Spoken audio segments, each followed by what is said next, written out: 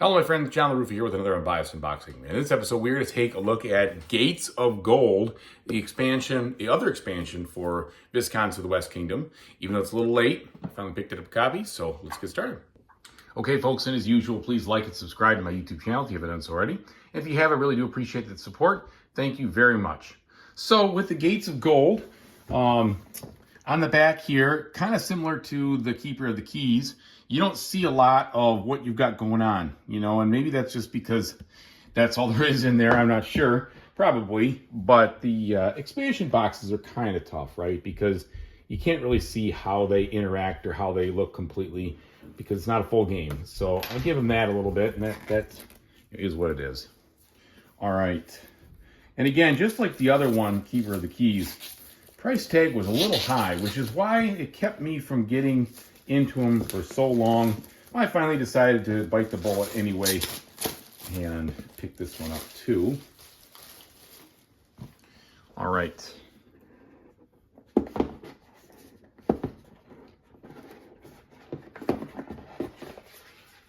So looking at this, here we got the rule book, similar in size to the Keeper of the Keys one. We've got introduction and a setup.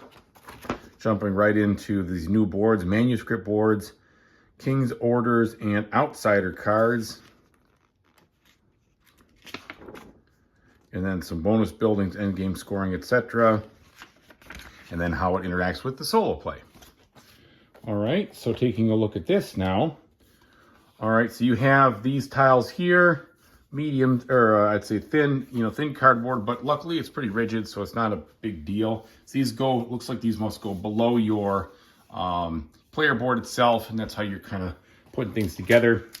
We've got some smaller cards in this expansion to go with those a little deck. Let's take a look at these. All right, so there were some points.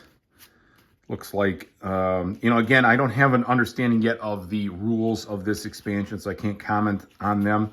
But it looks like you have, 3 and 2 point cards and then some 5 point cards here. So we'll see how that all interacts.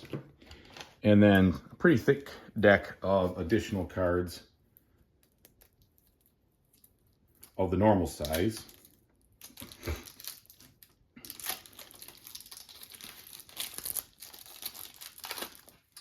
Okay. Warp isn't as bad in this one as it was in the other expansions, so a little less warp, which is good. So here we've got, it looks like a solo card, most likely, and then, again, a bunch of additional people doing different things. Sorry, I can't really comment exactly on what's different here, but, hopefully I will get it all to the table, give you a good solo review of this and the Keeper of the Keys expansion.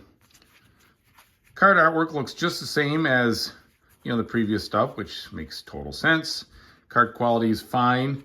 I don't think you have to sleeve these cards if you're not a sleever. I should have said that about the other one. I will sleeve them, of course, but you got a lot. So tons of these cards in brown here, and then a bunch of cards in purple. And then looks like a King's Order cards. So these all seem to be the same. So I'm not sure exactly how these work, but there are plenty of them. All right. So that's what you're getting. So thanks so much for watching. I really appreciate it, everybody. And whatever you do in the future, I really hope you have a fantastic time doing it. Take it easy.